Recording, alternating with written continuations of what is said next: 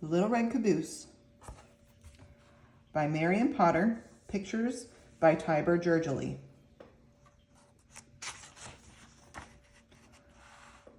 The little red caboose always came last.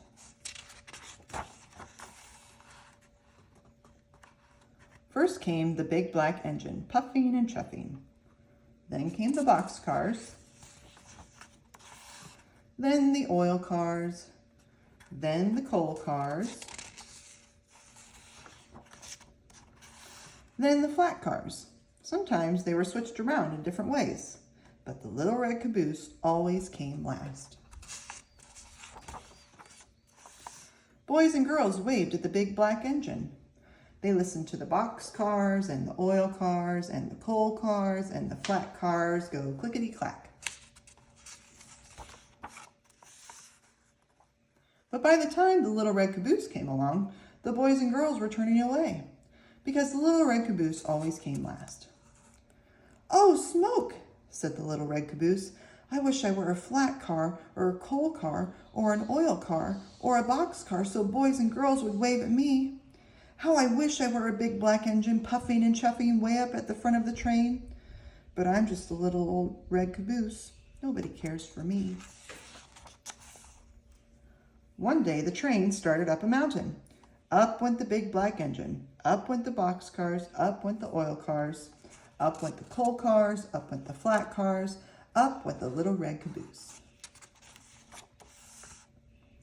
"Hang on tight, little caboose," called the flat car. "This is a long, tall mountain, and you are the last car on the train." "Don't I know it?" sighed little red caboose. "Poor me." The train went slower and slower and slower. Soon it was hardly moving. It looked as if the train could not get up the mountain.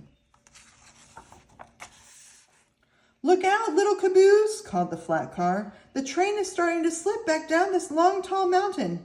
"Not if I can help it," said the little red caboose. And he slammed on his brakes and he held tight to the tracks and he kept that train from sliding down the mountain. Then bump!